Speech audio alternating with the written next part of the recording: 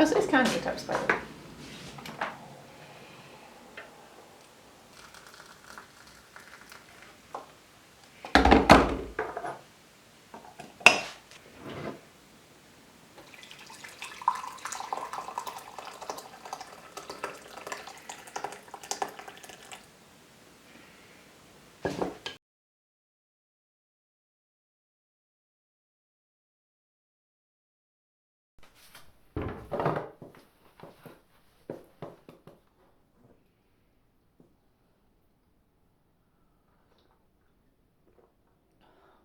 Hi guys, and welcome to our kitchen. Hi guys, welcome back to my channel. If you're new here, welcome. On this channel we post writing tips, unboxings, book hauls, book reviews and the occasional vlog. And today it is still plastic free July, which means I have another plastic free video for you. And this time we are discussing 10 changes I've made in our kitchen to be more plastic free. Hence why we're in the kitchen. It's a bit more comfortable than the bathrooms. So I'm quite happy about that decision. Today I'll be sharing with you my 10 tips and changes that I have made to our kitchen to make it more eco-friendly. As always, if you guys have more which I don't mention, or if you like some of the ones that I've told you and they've worked for you, please comment down below and let myself and others know. It's great to give each other help on this plastic-free journey so we can all become better and try to help this planet. Before we get into the 10 tips, don't forget, if you like what you see, to subscribe to this channel. Your continued support means a lot, so thank you guys so much. Number 1, refill washing up liquid. We take our washing up bottles to the eco shop and we refill. Simple as that. It's such an easy change. Find your nearest refill shop and just refill anything and everything that they can allow you to refill. Number 2, washing machine sheets or refill washing machine sheets. That's hard to say. So I use the washing machine sheets. These mean they are a lot lighter to transport, which means that it doesn't cost as much fuel to take them from A to B. You can get these online, you can get them from eco refill shops. Lots of different places now sell them. If these don't work for you or you don't like them, then you can get refill washing up liquid, washing powders and washing liquids for your washing machine, the same as you get for washing up liquid for your dishes. Number 3, refill cleaning products. The same as the bathroom, you can use refill antibacterial wash, you can use refill tile wash, oven wash, floor wash, all refillable, and if any of them fail, bicarbonate soda and citric acid will do the job fine. Again, it's just what you put down your sink goes into the rivers and the sea. So if it would damage your skin, it will damage the sea. Number 4, meal preps. Me and Matt meal prep every week. We decide what we're going to eat that week and we buy just what we need for those meals. This means a lot less waste. What we also do is we batch cook. So we make a big portion of something and then we freeze it. This means that we don't have to cook every night. So if you're busy like us, you've got freezer meals that are healthier, a lot lower sugar and a lot lower salt because you've made them and you've only used a load of fresh vegetables. We also changed all of our sauces so that we batch make sauces. Matt is so good at making tomato sauce now, it's amazing. And it means we don't have as many jars, we don't have as many tins. So ultimately we're just not recycling as much because there's not much to recycle. Anything that we have goes in the compost bin. That's pretty much it. Which leads me to number 5, composting. Get a composter. All you do is put any leftover vegetables in your composter along with your garden waste and let the ecosystem do the rest. We have worms, we have woodlice, you get ants, and they all just live in the compost and they create compost, which you then in the summer put on your flowers and then you continue the process. That's all you do. It's so simple. You don't need the council to recycle your food waste because you can just put it in the composter. It works so well. And it means you don't have a smelly bin outside the house because composters, I don't know how, they don't smell. Just the lid goes on and it's gone. It's great. It's great for your garden. It's great for all those bugs and insects. And ultimately you save money on buying those compostable bin bags for your food waste. Number 6. I've kind of already said it, but batch cook. Linking to number 4, which is meal prep, which is just planning the meal so you only buy what you need. Number 6 is batch cooking. So as I said previous, we make big meals that last a couple of days that we can then freeze which ultimately means when we're busy, we have frozen meals, but they're frozen meals not in plastic. They just were fresh vegetables or fresh fruit, whatever we've used, and not tin stuff, not stuff that's full of salt and sugar to preserve it for ages. It's just fresh food and it tastes so much better. We actually find curries work really well this way because the longer you leave them, the more those sauces sink together, so the better they taste. Give it a try. Number 7. Refill what you can. So this doesn't just mean cleaning products.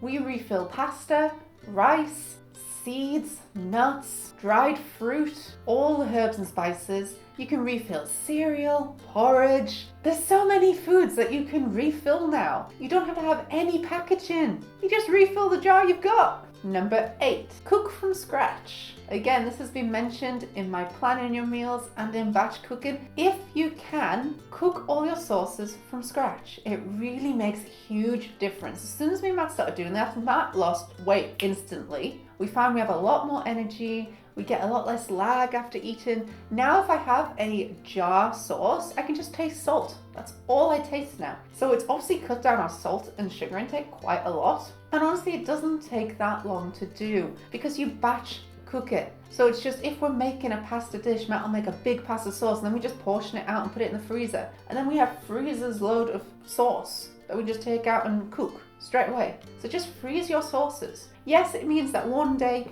you have to do a big batch of some kind of sauce, but it's not every week. We probably make a batch tomato sauce once every month to 2 months because you don't have pasta sauce every night. So because if you change up your diet, you can batch cook a load of different things. So therefore you're not having to make stuff all alone. And ultimately, if you weren't batch cooking, you'd have to make a separate meal every single night. Now, most nights, all I do is take one of the things we've batch cooked out and put rice with it or put pasta with it. That's it. Takes me 10 minutes. Number 9, biodegradable tea bags or loose leaf tea. This is one of the biggest changes as an English household we have made. We purposefully only buy biodegradable tea bags or use loose leaf tea, as you saw from the start of this video. This saves so much plastic. Tea bags are awful, and I had no idea. I really thought that because it's for food, it wouldn't be plastic. It's lies. It's plastic. So you're drinking that plastic and then putting that plastic probably by accident in your food waste. And that's going to landfill sites. Whereas if you buy biodegradable tea bags, they biodegrade. It solves the problem. And again, I like with polystyrene, where I don't understand why companies are still using it. I really don't understand why all tea companies aren't biodegradable tea bags. There's just no excuse anymore. And finally, number 10, shop local. Instead of just doing all your shopping in Asda or Morrison's, try to shop at small local shops like your local veg shop, your local farm shop, butchers, fishmongers, eco-refill shops.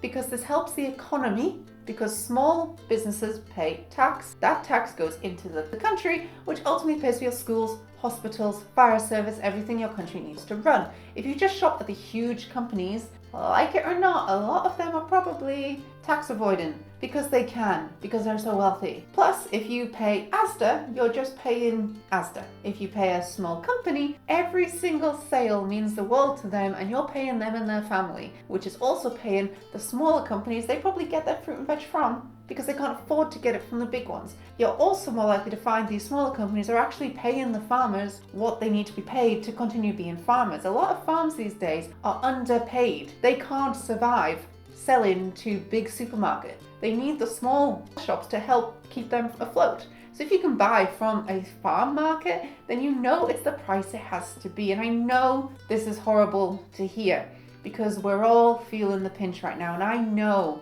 sometimes food can look cheaper, but myself and Matt have found that although the food bills are going up at Morrison's and Asda, our bill has not gone up. The veg markets are the same. The eco shops are the same. These supermarkets are putting the price up. These guys aren't. Our food bill hasn't changed. Really, it hasn't. So although it looks like it's cheaper to go to these big shops because they have everything on 3 for 2 and things like that, if you meal plan and just buy what you need so nothing goes off, you tend to find it actually can be cheaper to buy from these small shops, and you help more people, you avoid more plastic, and ultimately help the general system to get out of the massive ditch we've got ourselves into. Need a drink from that. That was a... Sorry guys, I feel like I've just been raging and people for this. Alright. I'm not meaning to rage. And that's it for my eco kitchen video. It really sounds like I'm just rampaging on this plastic-free July. I'm sorry if it sounds like I'm not rampaging. This is just to give you guys ideas of what I'm doing. Apparently it's getting to me. But 10 tips, most importantly, to help the most is just try to meal plan. Honestly, it will save you so much money and waste because you'll only have what you need. Ultimately, this also kind of helps you not eat crap because if you haven't got it, you can't eat it. Clean as eco-friendly as you can and just get a composter. They're so easy. If you have a garden, get a composter. If you don't have a garden, you guys, this is what the recycled food is for. You guys can recycle your food waste. If you've got a garden, you don't need to recycle your food waste because you've got a garden that can do it for you. And thank you guys so much for watching. I hope you found this video useful. As I said at the start, if you guys have your own kitchen tips, please comment down below and let me know because I want to continue being better at being plastic free and helping to use my kitchen more eco-friendly way. Likewise, if you've tried some of these and they work for you, please comment down below. I'd love to hear. If you've got recipes, definitely let me know that because we're always trying to change up our diet a lot. So let us know recipes, let us know what worked for you guys, what didn't work for you guys, and if you've got any I missed, please do comment down below. Don't forget if you like what you see, to subscribe to this channel because I see as soon as I upload, click that little bell down below. You can also follow me on Facebook, Instagram or Tumblr. I post your own bookish pictures as well as my writing tips and unboxings on there. And thanks for watching guys, bye!